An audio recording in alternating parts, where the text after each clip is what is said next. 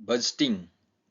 Budgeting तो कितना common नाम है ना, हम बहुत बार सुनते हैं। गवर्नमेंट का बजट आता है फरवरी महीने में। न्यूज़ की हेडलाइंस, ब्रेकिंग न्यूज़, ये सस्ता हुआ, ये महंगा हुआ, इन्होंने बजट पेश किया। विपक्ष उधर से बोलता है बजट अच्छा नहीं बनाया, ये नहीं दिया, वो नहीं दिया। तो जनरली क्या होता है बजट, इसको हम देख लेते हैं। बजट का सामान्य सा मतलब ऐसा है कि हमारी जितनी इनकम है और हमारे जितने खर्चे हैं, उन खर्चों को हमारी इनकम में कैसे व्यवस्थित बनाए रखना है, ये चीज़ों को पहले से ही हम एक पेन पेपर पे लिख लें, इसी को बजट कहते हैं। बस मोटा मोटी समझने के लिए इतना काफ़ी है।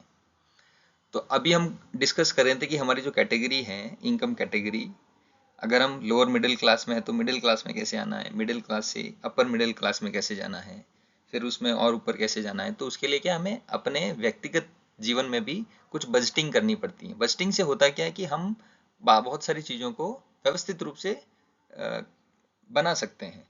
तो हमें आगे के फिर रास्ते दिखते हैं उसमें। तो यहाँ पे सिर्फ हम एक फॉर्मूला डिस्कस करेंगे। ये वैसे फॉर्मूला सभी के लिए कॉमन नहीं है, लेकिन मोस्ट प्रैक्टिस्ड है।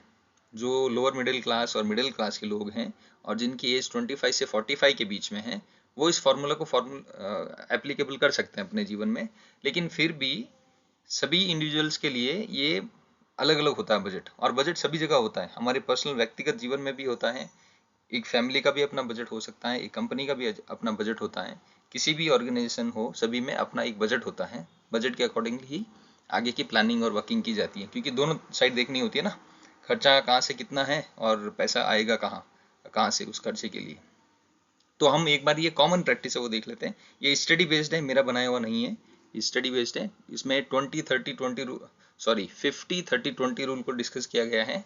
जैसे जो लोग मिडिल क्लास और लोअर मिडिल क्लास में फॉल करते हैं, और अगर उनकी एज है वो 25 से 45 के बीच में है, और उनकी जो लाइबिलिटीज एकदम कम है, मतलब बच्चे हैं तो छोटे हैं, स्कूल नहीं जाते हैं, जाते हैं तो एकदम प्राइमरी सेक्शंस वगैरह में हैं, उनके लिए बड़े खर्चे नहीं हैं, या घर परिवार में सब स्वस्थ हैं, किसी का कोई मेडिकल एक्सपेंडिचर नहीं है अलग से, अगर ऐसी मतलब एकदम सब तरीके से सुख शांति है, तो फिर और इनकम भी अच्छी है, तो फिर इस नियम को फॉलो कर सकते हैं। उसमें ऐसा है कि 50% जो है वो अपनी सामान्य ज़रूरतों के लिए पूरी कर सकते हैं। वही ज़रूरतें जो हमने सबसे पहले डिस्कस की थी ना, 33+3, रोटी कपड़ा मकान, और उसके बाद में शिक्षा, स्वास्थ्य और फिनेंशियल एक्सेस, है ना। तो 50% में अगर ये ज़रूरतें पूरी हो रही है, जैसे एग्जाम्पल ले लेते हैं, 50,000 रुपये कमाने वाला एक आदमी है, अगर 25,000 में ये सारी ज़रूरतें उसकी पूरी हो रही है, तो फिर वो नेक्स्ट 30% जो है वो अपनी नीड्स के लिए या वांट्स के लिए, सॉरी वांट्स के लिए खर्च कर सकता है। वो भी तभी जब वो उस पर लाइबिलिटी एकदम कम से कम हो। जैसे वांट्स में क्या कर सकते हैं, ट्रैवलिंग के लिए घूमने घूमने जाने का प्लान बना सकते हैं, डाइनिंग बाहर खाने वगैरह का जो रहता है प्लानिंग वो कर सकते हैं, या कुछ हॉबीज़ रहती हैं, कोई एक्सपेंडिचर अगर उसमें लगता है तो कर सकते हैं। जैसे हॉर्स राइडिंग है, शूटिंग वगैरह, उसमें काफ़ी एक्सपेंडिचर लगता है।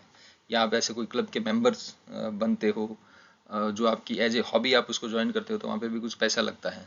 तो वहाँ पे हम 30% खर्च कर सकते हैं, और रिमेनिंग 20% वो है हमेशा 100% सेविंग में जाना चाहिए। अब सेविंग बहुत तरह की हो सकती हैं।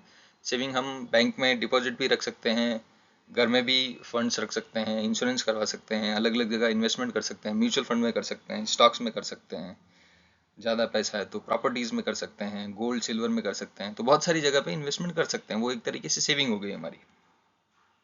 ठीक है। तो ये हो गया बजटिंग। मतलब बजटिंग इस तरह से बनाई जाती है, हमारी ज़रूरतें वर्सेस हम आगे क्या अचीव करना चाहते हैं, वो भी उसमें रहता है। जैसे सेविंग में, तो सेविंग हम स्पेसिफिक कर सकते हैं। जैसे एमरजेंसी फंड के लिए हमने 5% रिजर्व कर दिया कि इसमें से जो 5% रहेगा वो सिर्फ एमरजेंसी फंड में हम ऐड करते रहेंगे। और ये एमरजेंसी फंड तो बहुत इंपॉर्टेंट है एक्चुअली। अगर आपकी कौन सी भी कैटेगरी में अगर आप फॉल करते हो, तो एक एमरजेंसी फंड हमेशा घर में रहना चाहिए। एमरजेंसी फंड का मतलब क्या हो गया कि सपोज कभी भी in middle of the night अगर आपके घर में कोई इमरजेंसी, मेडिकल इमरजेंसी आती है, तो फिर आधी रात में कहाँ जाएंगे हम मदद मांगने के लिए। इमीडिएटली हमारे पास जो फंड है वही यूज आना है, तो ये हार्ड कैश में रहना चाहिए। या कभी कभी ऐसी स्थिति परिस्थिति आती है, जैसे हम एकदम से रात में बहुत ज़्यादा बारिश हो गई, बाढ़ वगैरह आ गई, तो अगर हमारे पास फंड्स हैं पैसा है तो हो सकता है कि हम खाने पीने की सामान किसी के साथ मंगवा सकते हैं। अगर वही पैसा नहीं है, हम काम पे भी नहीं जा रहे हैं, हम जहाँ पे काम करने जाते थे वही अगर काम बारिश की वजह से डिस्टर्ब हो गया या बंद हो गया है, तो फिर हम किन के लिए डिपेंडेंट होंगे। तो इमरजेंसी फंड एक हमेशा रहना ही चाहिए। कोरोना के टाइम में भी वो परिवार सारे के सारे अच्छे से उनका समय निकला जिनके पास इमरजेंसी फंड थे, मतलब 2-3 महीने का राशन खाना पानी का इतनी व्यवस्था थी। तो ये इमरजेंसी फंड सभी के लिए एप्लीकेबल होता है, सभी को रखना चाहिए। बाकी एक्सेस फंड है वो कैटेगरी वाइज हम इन्वेस्टमेंट कर सकते हैं, जैसे बच्चे की जो स्कूल फीस है या जो आगे वाली उसके हायर स्टडीज़ के लिए अगर कलेक्ट करके रखना है तो उसका एक हमने म्यूचुअल फंड ले लिया, उसमें इन्वेस्टमेंट करते रह रहे हैं। या और भी बहुत सारे हैं, या आपके जो भी आप इसके लिए किसी सीए या जो वेल्थ एडवाइजर होते हैं उनसे कंसल्ट करके आप अपना बजट बना सकते हैं। तो ये हो गया बजट।